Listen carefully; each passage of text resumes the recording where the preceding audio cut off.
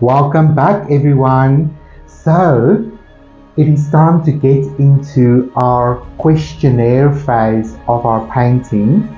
So, you have a few options for this section of the class. I encourage you to take everything that you can to the canvas because this is where you will both learn to paint as well as learn to grow within yourself. The canvas in this scenario becomes your therapist. It becomes your blank slate that you can project upon and become aware of what it is that you project into the world.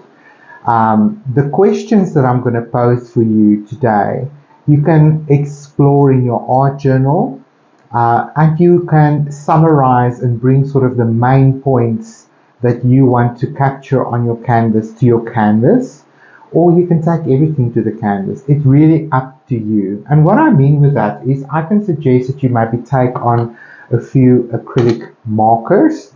I personally like to just grab something like this and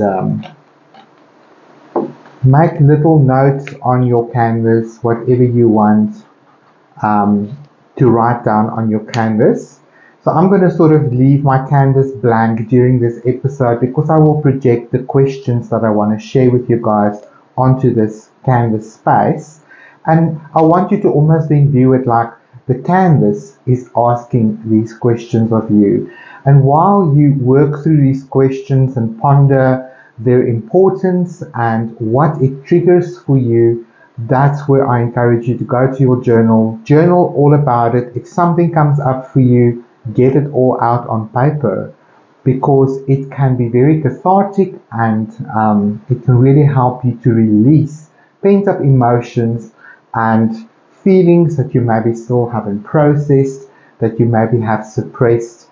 And if you want to just express yourself on the canvas until you feel that you've returned back to a neutral space. Okay, so I'm going to share some questions with you guys, and I'm just going to allow the camera to sort of focus on this canvas board of mine, and then I will project the questions on here for you, and I will also post the questions in text form in the description of this video so that you can also go there and just have it in text. And I will also share it on our Patreon page as a PDF or something that you can download if you want to do that. So I'll get that sorted for you guys. Okay, so this is going to be exciting. It's going to be exploratory. So let's see what the first question is.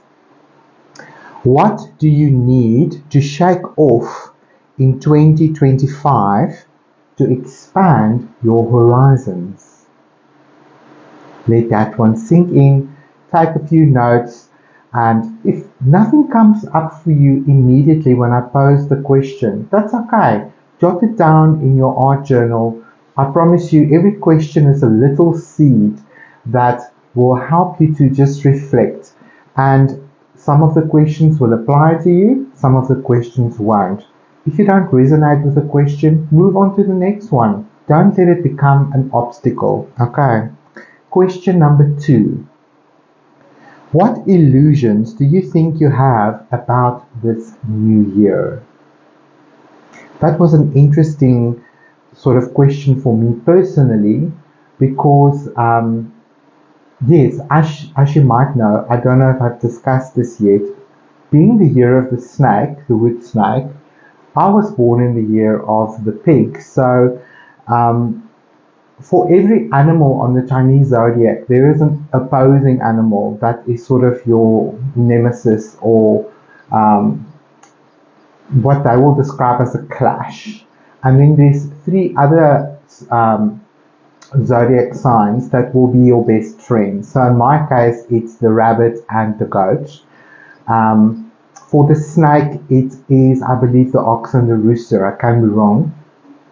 But the snake is a direct clash for me as a pig. So I must be very aware this year about being very mindful, being strategic, wise in my decision making, Financially, I must rather save than spend. I must think twice about spending. And for my health, I must look at my body, I must look at my health, I must eat healthily, I must exercise and try and just stay in a good, healthy, fit place.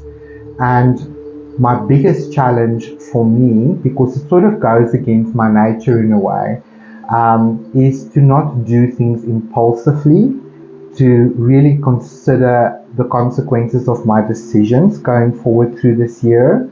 So this is why I'm starting off this year with a very mindful practice, and instead of hiding from the snake, trust me, this is terrifying to me too. I think it's just normal.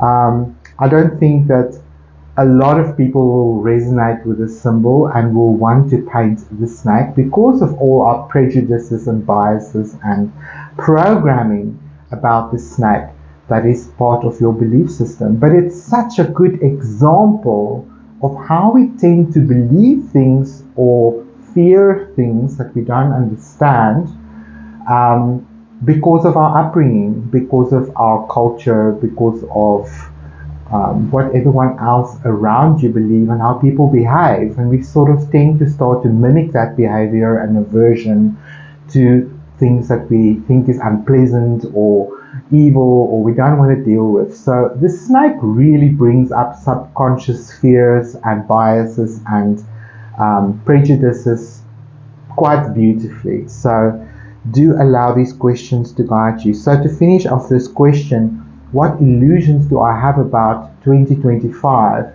I think for me was initially sort of a fear reaction that this year will be some traumatic experience. And then immediately I stopped myself and I remembered, nobody can predict your future. You are the one that is empowered in your life. So you can become aware of obstacles, and then it's your choice how you respond and how you will prepare yourself. So I'm taking all of this information that was shared with me, and I am transforming it into something that's helpful to me, something that is going to help me grow through this year rather than expecting everything just to go my way. So now that I'm aware of it, I think the illusion of fear and worry and concern and wanting to hide from this year and labeling the year from the beginning as, oh, this is not going to be nice, I had to immediately address that in my ego, in my mind, and say to myself, okay, it's up to you. You decide what year this is going to be. And if you start to energize thoughts of fear and worry and concern about your health and finances and your business and your life in general, because this is a clash year for me, then that is exactly what you will manifest. So it's always up to you which journey, which vision for your future you empower. You empower it with every thought, word, and action and deed that you invest every day. So if you add a little bit of fear and worry and concern every day to your conversation, to your vibration, then eventually you will literally manifest that particular aspect of life through the field of possibility. So rather than choosing the dark and the ominous, I choose to grow. I choose to engage with wisdom and with as much patience and strategy as I can master. And if I'm in doubt, I've said to myself, then walk away, think about it, talk about it, ask questions. I can ask my husband, I can ask some friends, and sleep on it before you make major investments. So that is going to be my strategy this year. So let's look at question number 3. What unhealthy beliefs are you holding on to that is holding you back from achieving your goals in 2025? Each one of you know, if you're honest with yourself 100% in questions like this, then you already know what's holding you back. It's not the people, the places, the situation that you want to believe is your obstacle. You are your only obstacle. And if you have statements in yourself like, but I can only do this when wada. Or once this is finished, I can get this attention, or you procrastinate, or you find some kind of excuse not to engage with the goals that you have for this year, both artistically and in your life. So see what unhealthy beliefs there are in your sort of set of habits and choice making that is going to hold you back, that can be an obstacle. So that is a very good question to explore. Question number 4. What unreasonable expectations do you have about the year ahead? That's also a good question to ask. Sometimes we have to manage our expectations. And especially if those expectations are unrealistic, it can put you in a position where you feel disappointed the whole time, that reality isn't looking the way that you expected it to look or expected it to feel. I've learned this through life events, that I'm very careful to muster up ideas about how an event or a situation will be when I'm there. Like maybe you buy a ticket for a party or an event and you are excited about it. It's like going on holiday, and you create this entire scenario in your mind about what that experience is going to look like and feel like and be like. And then when you actually go through it, it's nothing like what you thought it would be. And then you're disappointed, then you shut down, and then you sort of disengage from the present moment. That is not helpful. So look at your expectations for the year and see if some of them are unrealistic, and temper them down a little bit. Like in my hairdressing career, I tend to say under promise and over deliver is always going to hit the mark, rather than over promise and under deliver as far as your goals is going to be concerned for this year. So be realistic about your energy and expectations for the year. Question number 5. What things, situation, or people have you outgrown? Are you ready to let go and surrender toxic people this year? In order to grow, you need to shed your old skin. So this is almost a statement question that I want you to reflect on and just see which groups you associate with that you've maybe outgrown, which people, friendships, or situations you've outgrown, and it's time for you to let go or to make some kind of change there. Because these are sort of the hidden things that can steal your energy and your time throughout the year by investing in things that really isn't yours to invest in anymore. I'm currently reading an amazing book. I will share it with you guys. It's called Let Them, and I can't remember the author's name right now, but I'll share it in the description of this video while I'm talking about it. And this amazing woman is really just opened my world. I'm sort of familiar with the idea of let them judge you, let them criticize you, let them do whatever they want to. When you take your power back from trying to control people and situations, then you realize the only thing you have control over is yourself. That is such an empowering thing, because I think we can spend so much energy in trying to control people, situations, and circumstances so that everyone will be happy and it will look like you are caring and responsible and engaged and plugged in, but it's actually stealing your energy from you. So you know what I'm talking about. Those situations that you actually want to avoid, that you procrastinate to get into because you know it's toxic for you, but you tend to then just give in and end up there again. Those are the situations I'm talking about. Learn to take your power back by empowering yourself in this way. So let's see what you need to outgrow this year. What old skin do you need to shed? Question number 6. How do you feel about change? Some people love change. Some people are addicted to it because it is like so adrenaline rush. Other people tend to want to be things the same every single day, every week, because then they feel in control. So check out your response to that question. Question number 7. Do you listen to your own gut truth, or do you seek approval and validation from outside of yourself? Again, are you the person that's constantly asking family and friends and colleagues around you what is their opinion about choices that you're making? And it's fine to seek counsel when you need counsel, but I'm talking about that constant need of approval and that nod from outside of you, having to constantly grab your friend to go along with you, having a group where you go out with or whatever, and if they don't want to do it, then you sort of feel alone and stuck by yourself. I encourage you this year to do things alone. It is very empowering, and it will definitely build your confidence, to not always have someone by your side that's holding your hand and that's making decisions on your behalf and coaching you on your behalf, almost like a security blanket.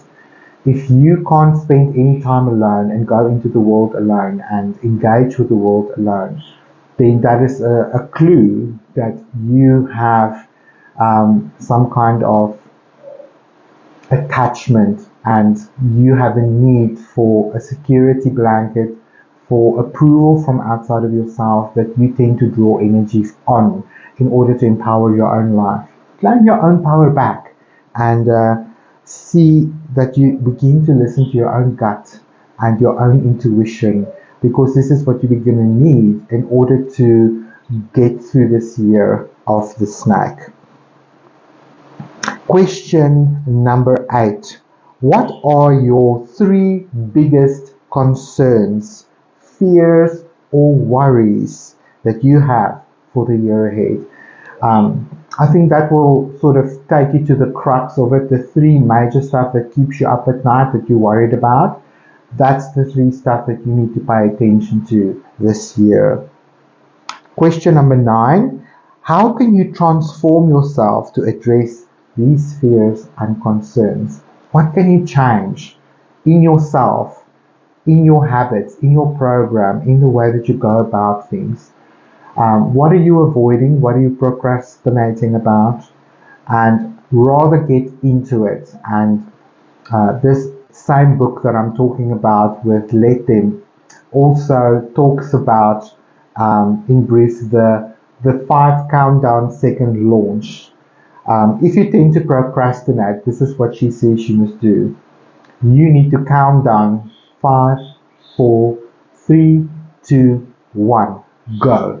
And every time you do that with yourself, when you procrastinate about something, getting up in the morning, dealing with the things that you need to deal with, you can literally launch yourself into each of those situations by counting down like this and then engaging.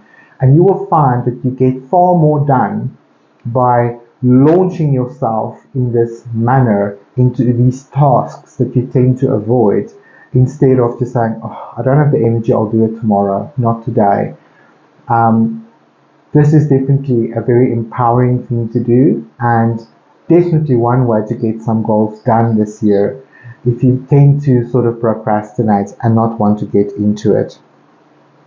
And then question number 10. What are you avoiding because it might be unpleasant? We all have sort of a little task list. Things, for example, I don't like to do books. I don't like to do the numbers and crunch them into the computer and get them ready for, our tax season. So for me, that's usually one of the things I procrastinate until I leave it to the last minute, and then I'm overwhelmed. So for me, that's a good example. I'm going to try and do something about it throughout this month, so that when we get to February, it's not oh my word, I still have to do all of that. It's already basically done. I can just wrap it up and send it to my bookkeeper. So that's a good example. We all have those things in our lives that we procrastinate about and that we sort of keep avoiding, but actually our life will flow more smoothly. There will be less stress and worry and concern if you actually tackle the task that you're avoiding. So let's look at that. So write all of these things down. And if you want to share some of your insights with me, do share it in a comment below this video, or you can also direct message me or jump on our group on Patreon and share your insight with us. And then there's another question I want to ask, just for you to ponder about. What or how do you feel about snakes? Do you feel that snakes are evil? If a snake crosses your path, is your instinct to kill it, or is your instinct to avoid it but try and sort of preserve it in some kind of way? Maybe call a specialist to remove it from your property so that it can continue on its journey but not be a threat to you and your family. How do you feel about snakes? Because that is part of the subconscious mind, and this whole symbolism of painting the snake is about confronting some of these shadow ideas that we have about symbols like the snake. A question I want to ask you is, do you dream of snakes? Have you ever dreamed of snakes? Snakes is quite a powerful symbol, and this was actually very interesting to me because when I was young, I think I was like in primary school, I used to get nightmares. And one of the nightmares I got, and this is a very weird dream, was that I was traveling on like a motorbike, but this is dream world, all about symbology. The fuel of this bicycle or motorbike was like a porridge. I think it's a cultural reference, but that's what happened. And I'm driving through this forest, and the light of my scooter shining into this dark forest, and I see the trees around me. And then there are snakes dropping out of the trees onto the ground, and I'm trying to avoid all these snakes. So it's truly a nightmare. And when I started dealing with this painting that we're going to do for this year of the snake, I was reminded of this dream. And now as an adult, I think it's quite ridiculous. It's not nearly as scary to me, but I remember it was so vivid, and I had to begin to explore the symbolism of the snake at that time. And I think I felt entrapped, that I was in a toxic situation, and the vehicle would always represent your life and your movement through life. And this felt like a calamity in the sense that I couldn't get through this dark forest without snakes falling on me. And the weird fuel for this vehicle was all about the, inaccessibility. I felt powerless in a way to move through this scene without being injured or under threat. And if I look back at that time in my life, that is exactly what the situation was about. I felt disempowered. I felt disconnected. I felt alone. I felt afraid. I felt unsafe. And I was definitely in a toxic situation that I didn't know how to get out of or how to move beyond it. And that's why this was a repeating nightmare at that time of my life. So it's interesting when you look at it from that perspective, how the symbolism in your life can or is trying to communicate to you what your life is reflecting to you and what the situation is. But I was too young to understand it back then, and obviously you just want this nightmare situation to end so you can have a peaceful sleep. But it's your own subconscious mind trying to communicate your own emotions, fears, and concerns back to you so that you can become aware of it and then maybe make choices in order to change it. So that was quite interesting. So another question I want to ask is, where in your creative practice do you feel stuck, stagnant, stale, or uninspired? That's definitely an area in your life where some transformation is required. What, in your opinion, is holding you back from creating great art? Think about that one. Another question, what, in your opinion, is holding you back from living the life of your dreams? Another question, Where in your life are you giving your creative power away? And to what are you giving it away? And lastly, if you could have a conversation with a snake, what would it say to you? That's a lovely question to journal about. So I hope you guys find these questions engaging and interesting. So I'm definitely going to go and work out all of that for myself. And when we come back, whatever we've written down on our canvas, it's going to be imprinted there because we're going to paint over it with our black gesso. And we're going to start our snake painting after this black gesso has dried, and we can begin to plot in our painting and our subject and just begin to play and get busy to create our snake. So I'll see you guys in the next episode, and I'm looking forward to sharing with you guys then. So I'll see you guys soon. Bye bye for now.